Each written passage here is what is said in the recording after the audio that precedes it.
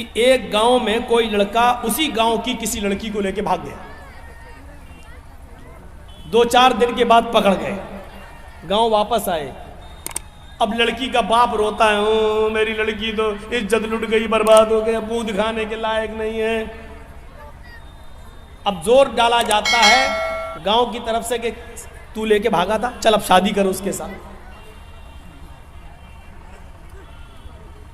ये गांव की तरफ से फैसला होता है शादी करो उसके साथ, और वो लड़का तैयार नहीं है शादी करने के लिए। वो लड़का कह रहा भाई शादी की तो कोई बात ही नहीं हुई थी। अब ये लड़की का बाप कह रहा है ये लड़का लेके भाग गया मेरी लड़की को। अब मेरी लड़की तो बदनाम हो गई, कुछ हुआ हो या ना हुआ हो, लेकिन बदनाम तो हम हो गए, कौन मेरी लड़की से शादी करेगा। लड़के का बाप ये कह रहा भाई दोनों बातें करते थे, मोबाइल पे लगे रहते थे रात रात भर, हम क्या करें। लड़का कह रहा हम शादी क्यों करें, शादी की कोई बात ही नहीं हुई है इससे हमारी। ठीक है हम भगा के ले गए तो तुम्हारे घर थोड़ी घुस के ले गए थे, हम फोन पे बात हुई फला जगह तुम आ जाओ, हम भी फला जगह चल रहे हैं, मोटरसाइकिल लेके आ जाएंगे। हम वहां मौजूद थे, ये आ गई, हम लेके भाग गए। अब गांव में जो सरपंच होते, मुखिया लोग, सुनो, अगर यहां पर भी ऐसा होता है तो सुन लें इस गांव का मुखिया और सरदार, कयामत के दिन तुम्हें भी गवाही देना पड़ेगी और अल्लाह के सामने तुम्हें भी जवाब देना पड़ेगा। अब क्या होता है, अच्छा ठीक है तू शादी नहीं करेगा, नहीं, अब उस लड़की का तो इज्जत खराब हो गई, हाँ तो क्या हुआ, चल 5 लाख रुपए जुर्माना देगा लड़का वाला लड़की को। अबे तेरे बाप का फैसला है। गांव के मुखिया, सरदार या सरपंच या पंचायत में जो लोग बैठकर ये फैसला करते हैं, ये सब रॉन्ग है, कुरान और हदीस के खिलाफ फैसला कर रहे हैं। दुनिया में 5 लाख 4 लाख रुपया दिलवा सकते हो, लेकिन कयामत के दिन अपने आप को बचा नहीं सकते हो इस फैसले से। सवाल यह पैदा हुआ है कि लड़का भागा तो लड़की भी तो भागी,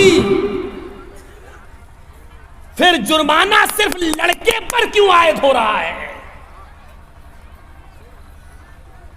और लड़के का पैसा 4 लाख 5 लाख रुपए आप लड़की को और उसके बाप को दिला देते हैं।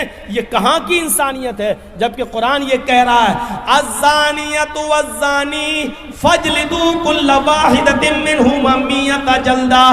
जिना करने की, बदकारी की शुरुआत लड़के की तरफ से पहले नहीं, लड़की की तरफ से पहले होती है।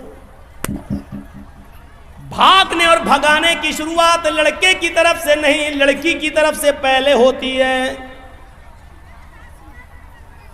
ये सुई है, ये धागा है, जर्जी साहब सुई में धागा डाल रहे हैं, लेकिन सुई को हम ऐसे हटा देते हैं, धागा जा ही नहीं सकता है। जब सुई अपनी जगह पर खड़ी है, टस से मस नहीं हो रही है, तब धागा उस सुई के अंदर चला जाएगा। ये साफ सरी दलील है, अगर लड़की अपने आप को बचाए तो लड़का कभी उसके साथ जिना कर ही नहीं सकता। मौलवी जर्जीज की बात इंडियन कानून के खिलाफ है, लेकिन कुरान और हदीस की रोशनी में है। जिना की शुरुआत अगर लड़की भागने के लिए तैयारी ना हो तो लड़का भगा ही नहीं सकता है।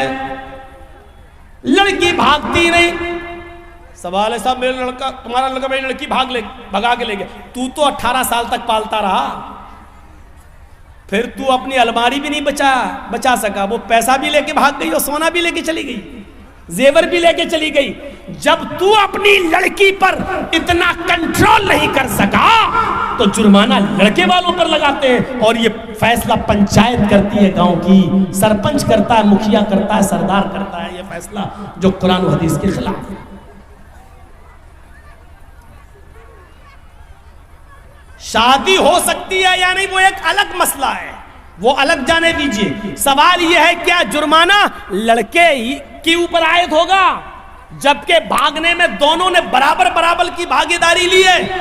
कोई लड़का जबरदस्ती घर में घुसकर लेकर तो नहीं गया था, आपकी लड़की भी घर से निकली, लड़का भी निकला, दोनों निकले, 1 हफ्ता गायब रहे, फिर आए, वो एक अलग मसला है। लिहाजा जुर्माना आयद होना चाहिए। चाहिए तो दोनों पर होना चाहिए, कोड़े पड़ना चाहिए तो दोनों पे पड़ना चाहिए, संसार होना चाहिए तो दोनों को होना चाहिए, अगर सजा मिलनी चाहिए तो दोनों को बराबर बराबर मिलनी चाहिए। आप यहाँ लड़के पर 5 लाख, 2 लाख, 3 लाख का जुर्माना लगाकर आप सजा नहीं दे रहे हैं, बल्कि लड़के से लड़की को अवार्ड दिलवा रहे हैं, इनाम दिलवा रहे हैं। अब गांव की और दूसरी लड़कियों को ये उत्साहन मिल रहा है कि हम भाग रहे हैं, अगर शादी होगी तब भी ठीक, और नहीं होगी तो 5 लाख रुपया में वैसे भी मिल जाएगा। इस 5 लाख रुपए में तो हम दूसरी शादी भी किसी और से अच्छी तरीके से कर सकते हैं। सुन लो, इस जुर्माने पर जिन लड़कियों के हौसले बढ़ते हैं उनका गुनाह भी इन पंचायतों के सर पर रखा जाएगा।